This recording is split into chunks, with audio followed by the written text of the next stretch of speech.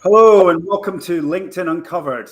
Thank you so much for joining me today, and thank you as well for those who are watching on the replay. LinkedIn Uncovered is a show in which I look to explore LinkedIn strategies that help you to gain and keep the attention of the people you want to engage on LinkedIn. So whether you're on the live or the replay, please do leave comments and we'll aim to answer your questions as the show goes along. Today's topic is content. I'm pleased to say I'm joined by Rob, who has a wealth of experience of generating effective content on LinkedIn.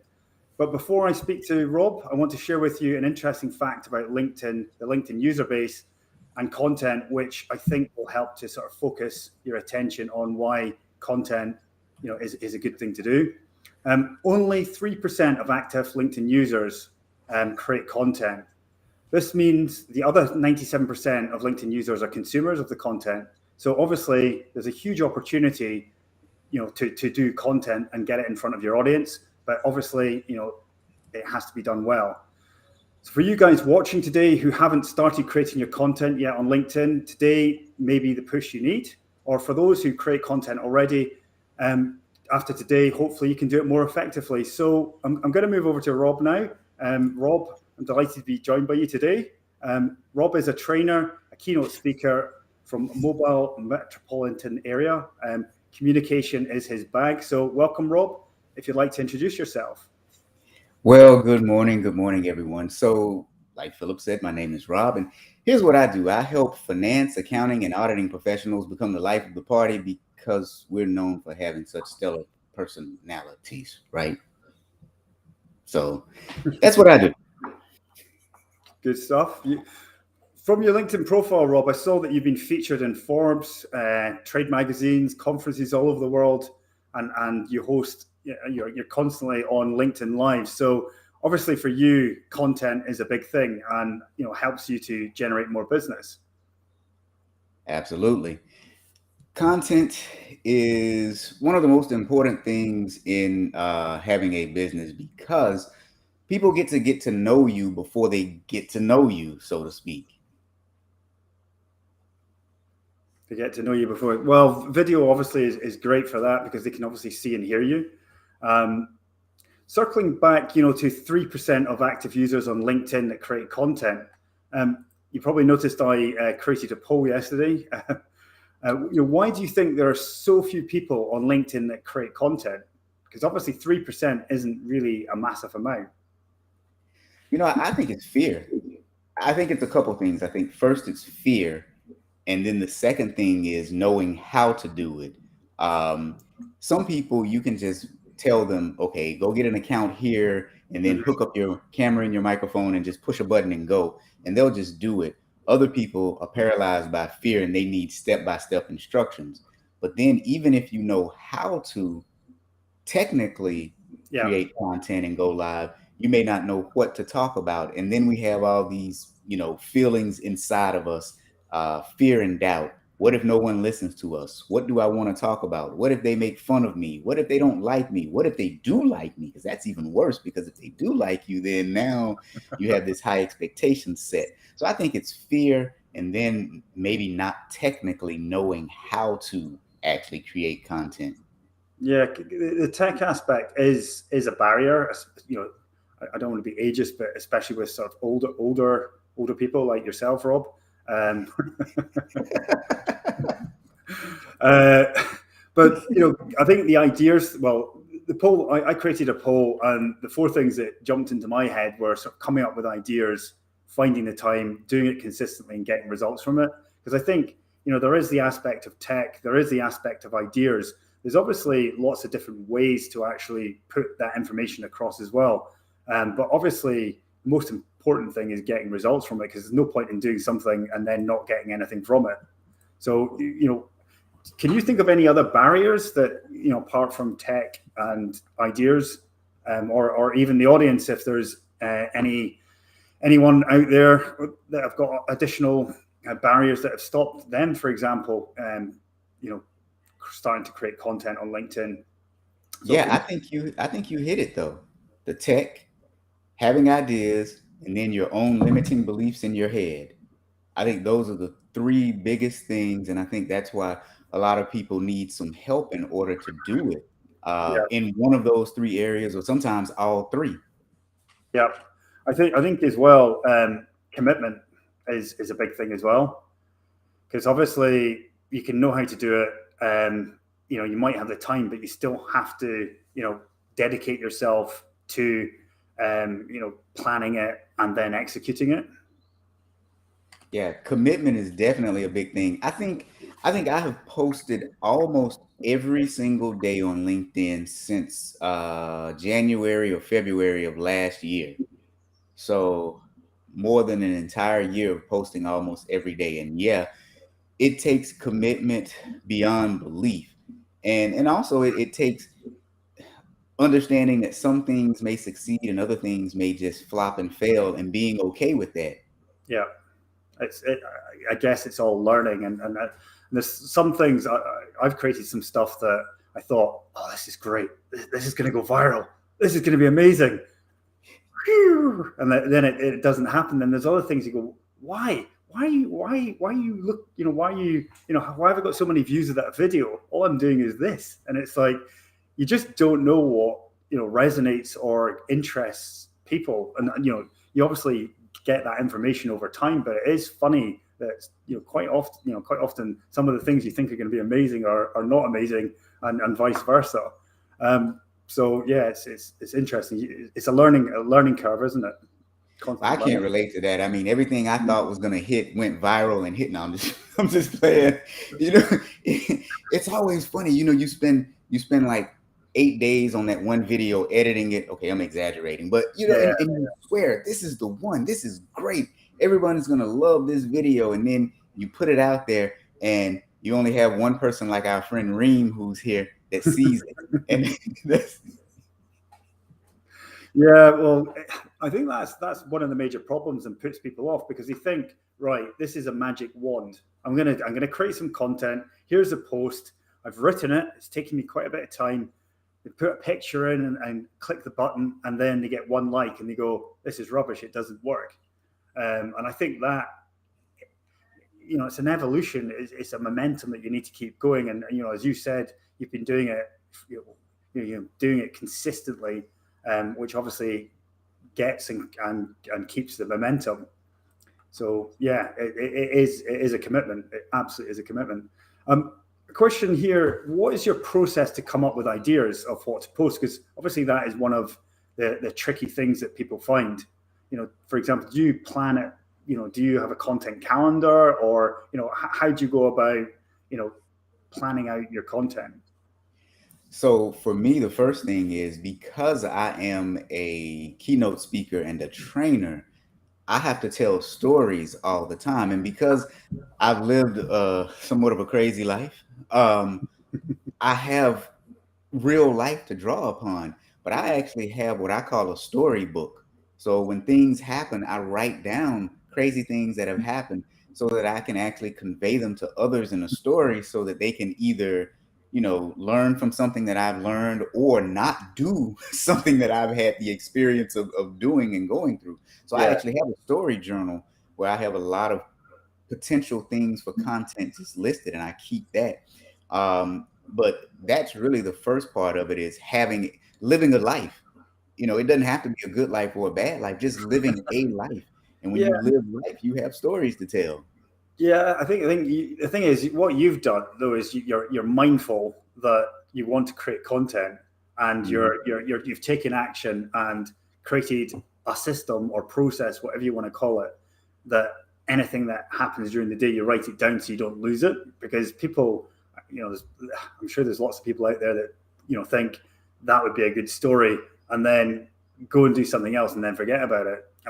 But do you use things like topics? Do you have like topics that you basically go, right, I need to do so many results, I need to educate, I need to do behind the scenes? Do you have a structure like that you sort of use to help you to create that content? You've got your stories, but additional things. Yeah, I do have some topics. If you look at my content, oftentimes I'm talking about human behavior. Hmm. And so whether it's how to be a better listener, or how to ask better questions, or how to avoid crazy people in the workplace. These are some of the topics that central themes that a lot of my content focuses on. Productivity, how to overcome your own limiting beliefs. So a lot of things that I do and say are surrounding those general themes. Whereas, some other people may be talking about LinkedIn or Instagram or movies or books.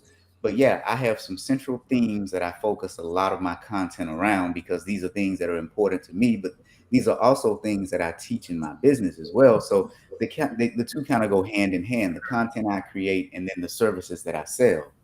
Yeah. So are these? So I presume you're specifically focusing at your target audience and the things that you think that they want to sort of find out about.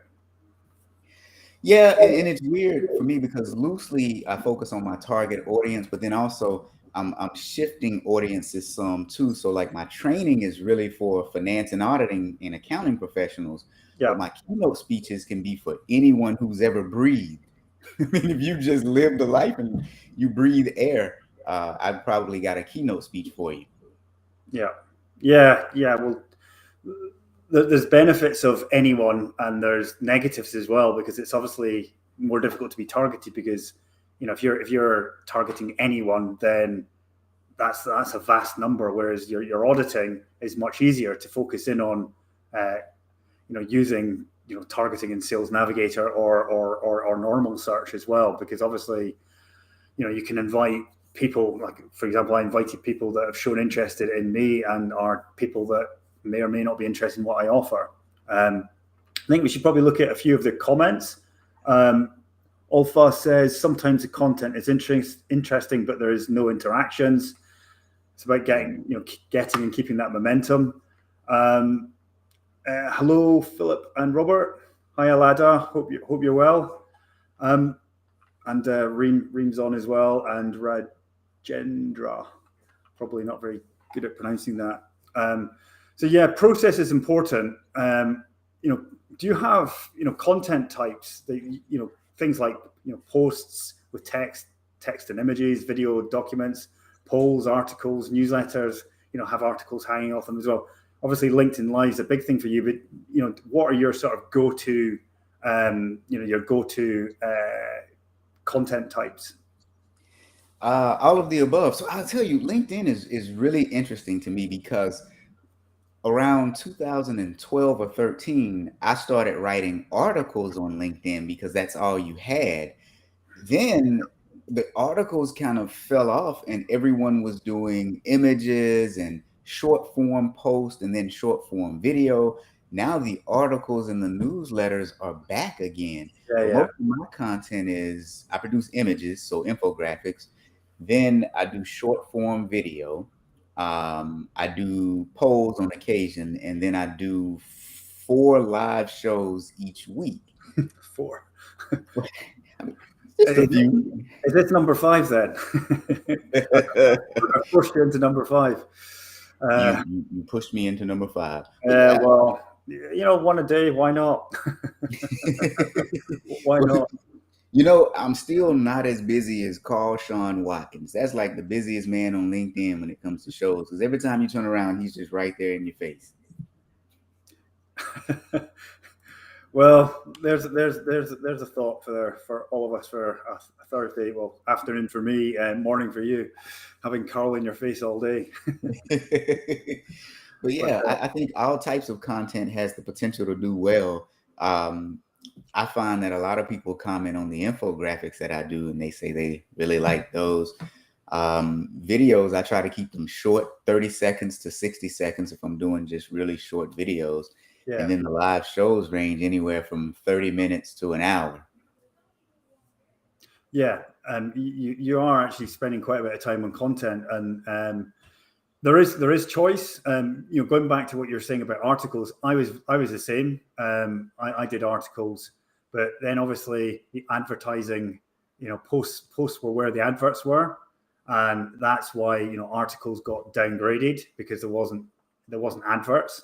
So Microsoft buying LinkedIn helped accelerate that, because obviously LinkedIn stroke Microsoft want to earn money, which is they've got a platform where people can educate themselves, promote themselves, do lots of different things, network, and yeah, they want to make money from it as well. So that's for me, newsletters are something that a lot of people haven't, people are doing, but they really are a great opportunity, because when you set up a newsletter, everyone gets sent an invite to sign up to your newsletter. And not only do you get a notification when you create a newsletter, they also get an email as well. So that's sort of two different touch points of ways to sort of get your message in front of people. So for me, newsletters are something that I think a lot more people should probably pay attention to. Obviously, LinkedIn Lives and video, that's a way to get your face, personality, etc., in front of people. But you more than anyone knows that, because this is your number 5 of the week. Well, and so Alada says that she's afraid, she hasn't gotten the courage to do a live yet. My friend, you can come on with me. I do one of my podcasts live. And so send me a message. I see you saying panic attack. Don't panic. You can come on with me, and I promise it'll be a good experience. All you need to do is one time, really, because and think about it. In life, oftentimes all we need is that one experience. Hopefully, it's a good experience, and then after that that's experience, maybe the problem, Rob. That's maybe the problem. fear of Rob. well, no one should be afraid of me. I mean, come on. But no, in all seriousness, find someone. If you're afraid to go on live, find someone that you think you might be comfortable with, or someone you've observed before.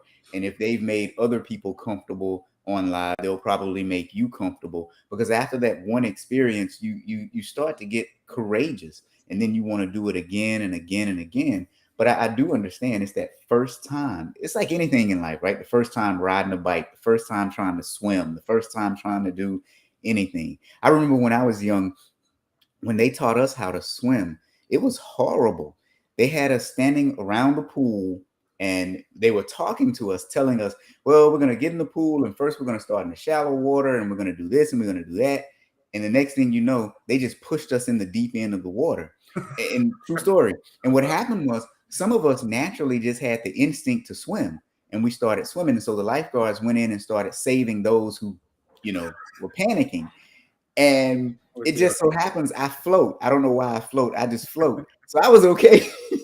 And one of my good friends had to be saved. But when I was young, that's literally how I learned to swim, is trial by fire. They just pushed us in the water. And Well, I think I'm in the UK, and certainly I remember there was one boy when we were learning to swim as well, that I remember this. I was probably only 4 or 5 or something at the time, but I remember arm, leg, and he got thrown in. Yep. he got thrown in, and it was like sink or swim. So yeah, it's sometimes you just have to take that leap of faith and do it. And do you know what? Alada, one of my first lives was with Rob, and he makes it so easy. So you just have to turn up and basically answer a few questions and make him look good. So very easy. That's the hard part, making me look good. I mean, yes.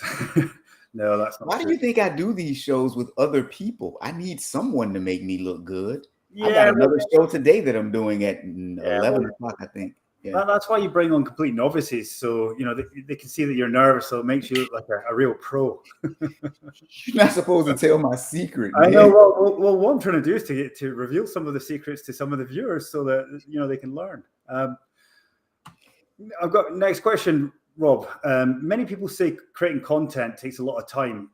What are your tips that you can share that you follow to help the viewers cut down the time it takes?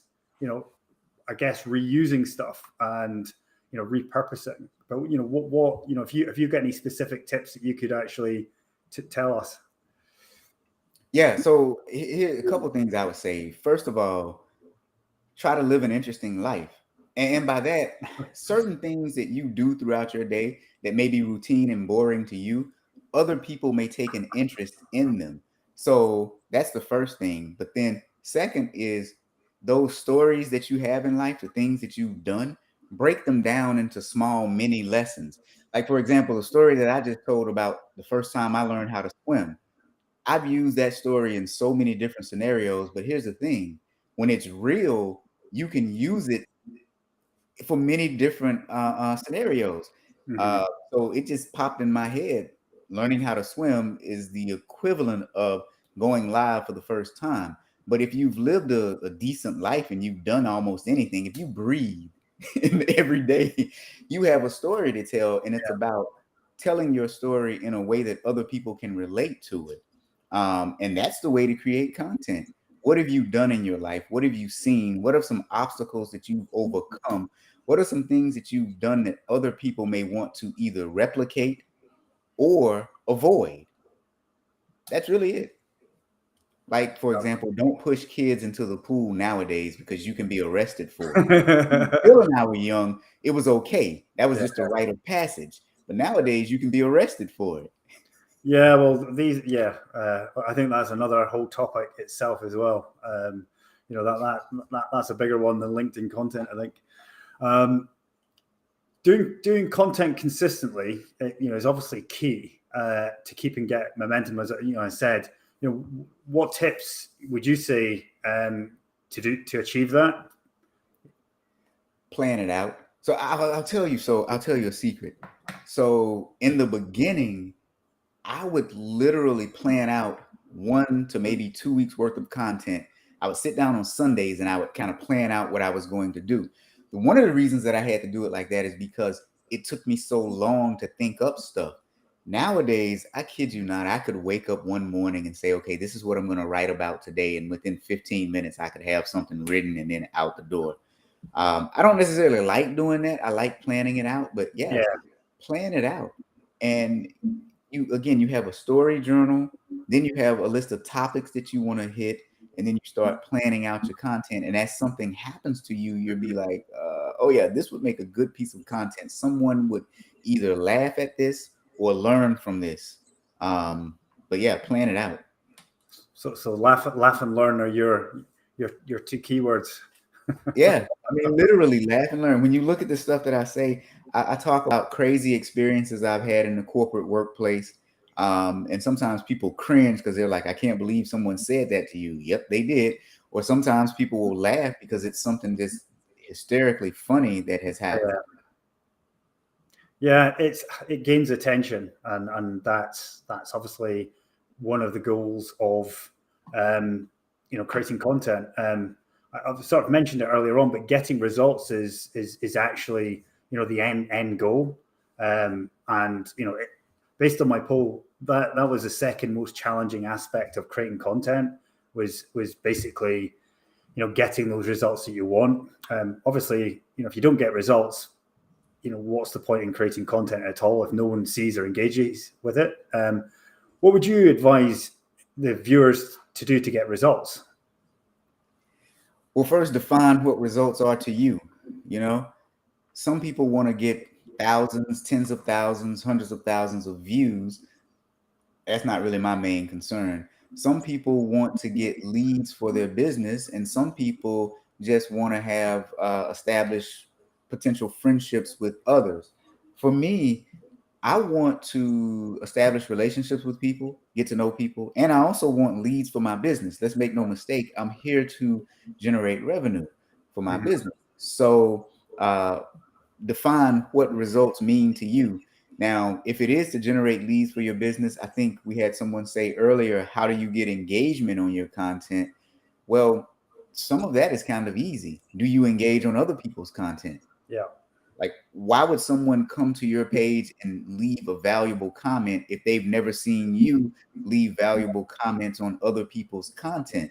So, get to know other people, engage with other people, and then those people will come over to you and then they'll get to know you. I like to post content that really is about things that I've seen and or done.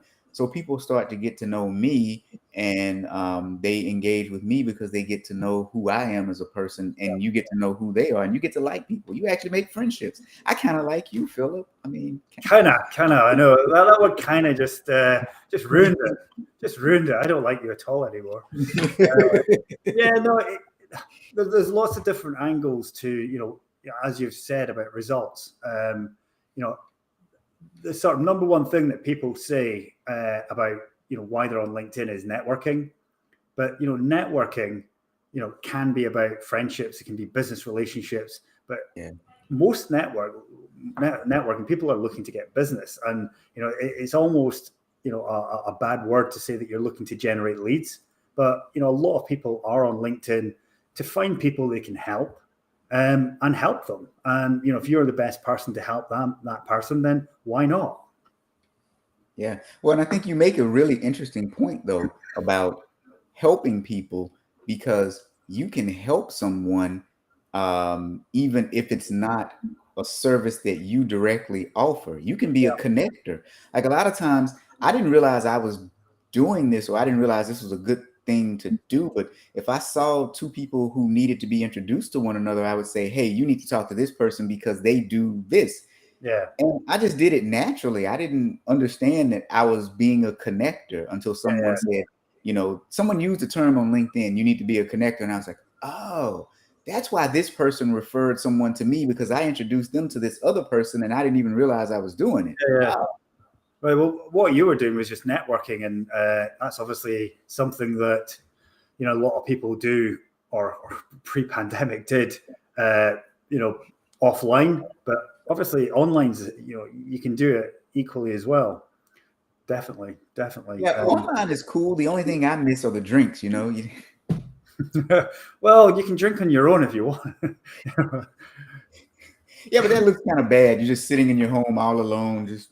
Yeah, I know, but if there's someone, if I'm having a drink, I'm having a drink here, but it's not exactly alcoholic. But yeah, I think there's a few. I think that you've said about engaging with people. Absolutely right, because basically, why you're taking up someone's time. You're using their time to read your content, so it is a reciprocal thing. One of the biggest things I see is people create content, then get engagement, and then they don't follow up. And it's like, if you're trying to get results, why bother creating something that's good and then not follow up? I think also, people need to mix up their content as well. Sometimes you see people producing this, pretty much exactly the same content and same background, same sort of setting, etc. And people need to see something different. And getting back to the sort of leads aspect, include offers, include call to actions, make it easy for people to take that next step if they're interested. And if they're not, they're not. They might just enjoy the content. But yeah, there's lots of little things you can do to make your content more effective.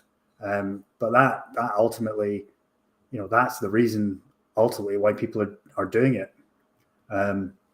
So you mentioned tech earlier on, Rob, as you added to my poll, because on polls you've only got 4 answers. So that might have been my 5th one, but didn't quite make it.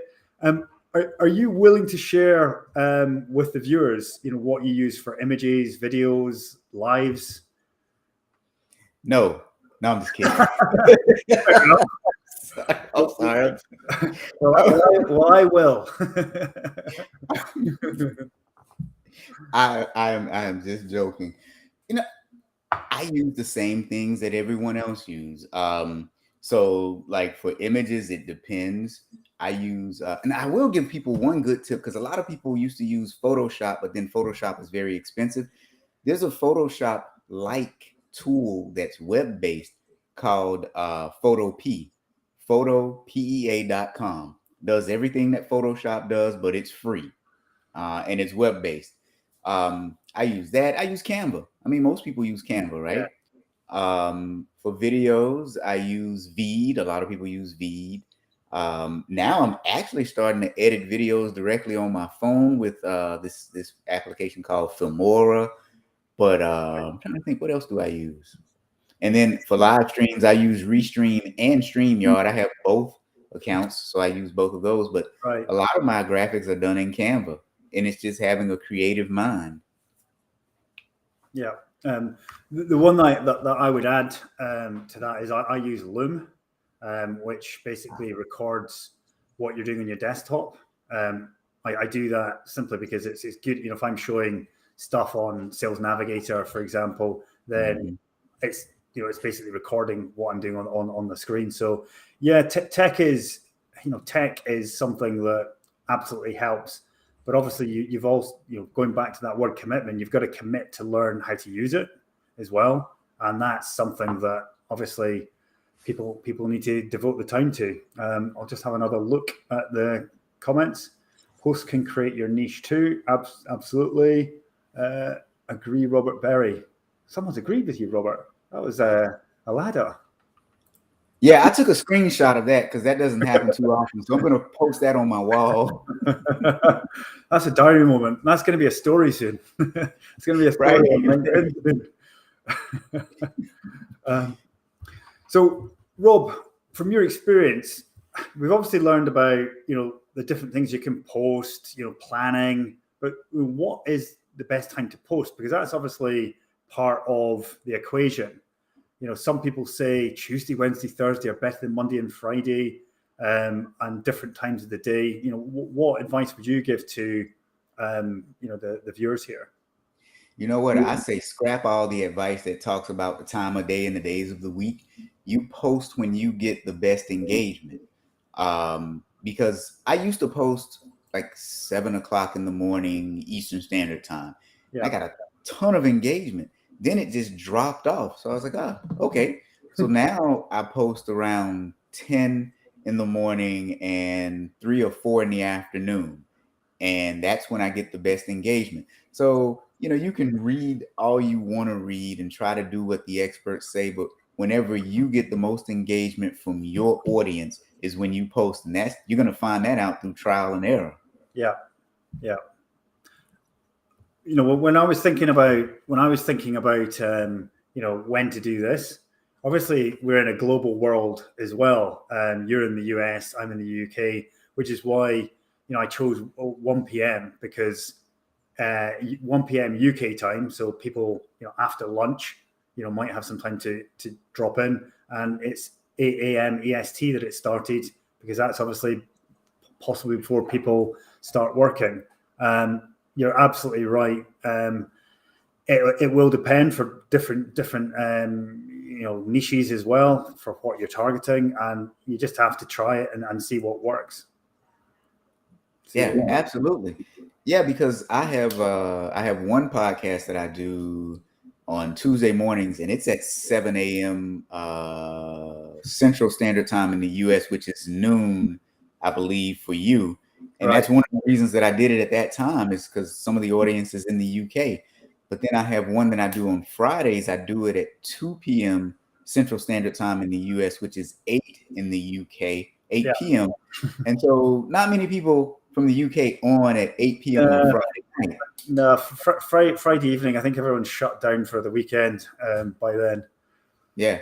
But what I found is they come on Saturday mornings and listen to it. And so it's available for them on Saturday mornings. So yeah, whenever your audience engages the most with you is when you post stuff. Do it based on them. Yeah, absolutely. And another thing I'd say is you can also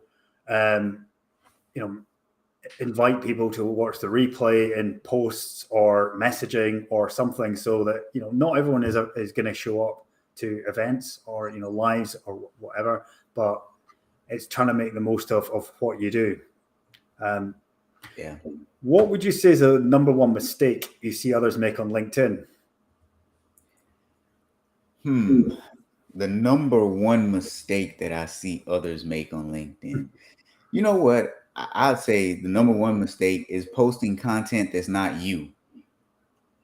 Right. I mean, like I said earlier, the stories I tell, these are things that have happened to me or things that I've observed. But some people will hear a story and then try to repeat it as their own, and it's not them. And you start to find out Because think about this, we're all here to show people a piece of who we are so that they'll start to like us, so that they'll start to trust us, so that they'll want to do business with us. And if you're putting things out there that are fake, why would I want to do business with you? Yeah, it's being non-authentic, Yeah. and probably stands out a mile. I think for me, content not being targeted enough. I think people sometimes think it's just it's good enough to create something that's general that doesn't actually reach out to the right people, resonate with the people that are trying to attract, and then they're disappointed with the results. But I think targeting really is something that people should actually start with. Thinking about that. For today, I invited people that I knew that had shown interest in my content in the past because I use Sales Navigator, so I can use Sales Navigator to track what people are doing. With my Yeah, content. you know what? Let's dive into that for a moment though, because that's a very important point. Because I think a lot of people don't target in their content because they don't want to appear salesy and stuff like that. But if you don't tell people what it is that you have to offer, you are guaranteed to not get any business. Yeah, And some people just some people spray and pray, right? They spray the content out there and then they just pray. Because even if you look at a lot of my content, a lot of it has nothing to do with the services that I'm offering. But several times per week, you'll see where I have a clear call to action. If you need this, contact me. If you need that, contact me. But there's some people that don't do that at all. And it's just this motivational content that makes you feel good. Well, great, but that's not going to make you any money. So it's a balance. Yeah. It's there is a tricky balance that people need to navigate, and it's being sort of mindful of the main things that they need to get across when they're creating content. It's all about it's about results and engagement and attention. Definitely. So Rob, I think we're 37 minutes and counting. Wow. Thank you so much for joining today. Are there any sort of final tips you'd like to leave us with today? Yeah, so my final tip, I'm gonna put this one at Alana. Just do it. No, in all seriousness though, we live in a world where people want to know you and they want to know what you can do to help them solve a problem. And so one of the best ways to get to know if people can help you solve a problem is when people talk about it. Because like for you, Phil, with your content, when you talk about Sales Navigator and getting leads, I actually like listening to you talk about it. And I think I told you before, when it gets to a point where I need to really start using it, you're the first person I'm going to call. Why? Because you talked about it on LinkedIn and I kind of like you a little bit. I mean, sometimes you get on my nerves. No, I'm just kidding. But no, Only sometimes. I'll take that. you talk about it on LinkedIn. I can tell that you're passionate about it. And then sometimes you'll show examples and sometimes you'll give tips that have actually helped me already. So why would I not call you? So the biggest tip is put it out there. If you draw, show some of your artwork on LinkedIn. If you are like our friend Phil Davis in the audience and you help job seekers, talk about helping job seekers. But at the same time, Phil comes on sometimes and he'll play the piano and he'll sing because that's what he's passionate about. And so now you remember Phil as the guy who sings, but he can actually help you get a job. So, just be you. I'll just have to sort of qualify that. That's another Phil. Yeah. My piano playing is chopsticks. That's about it. So not me. But you've come online talking about golf, Yeah. Well, golf's a big passion of mine. I picked up a golf club when I was 4. So, and then my brother hit me in the nose with a golf ball. He my older brother, who's 8. Apparently it was my fault because I walked out in front of him when he was hitting. So yeah, that was I still remember that one as well. So the swimming pool incident and getting hit in the face with a golf ball. Yikes. Yeah. Improved my looks though.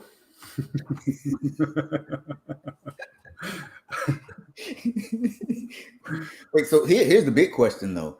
Which one of you all got in trouble? Did you pretend like you didn't walk out in front so that your parents could punish your brother instead of you? Because I just heard you say that it was your fault. But back then, when No, you no, were a he told me it was 3-year-old my kid, fault. He told me it was my fault because I was only 4. Apparently, what I did when he hit me in the face, apparently I was trying to run home, and I think I was maybe slightly concussed or something. I went round in circles for a bit, and then managed to sort of make it home. I do remember my dad snapping the club over his knee and not being very happy. Obviously, I had to get rushed to accident and emergency, or well, that's what we call it, emergency room. So yeah, I had to get my nose stitched up at age 4. right. But you know what? Now you got me curious though, because you said your brother told you it was your fault. But Yeah. was it really? You know what I mean? Anyway, I don't want to start. Yeah, well, he probably went, there he is, he's in my sights. Smack, got him. Yeah, well, that's a story I've never shared, but okay. So here's the challenge to you, Rob. That's a story about you've heard the story.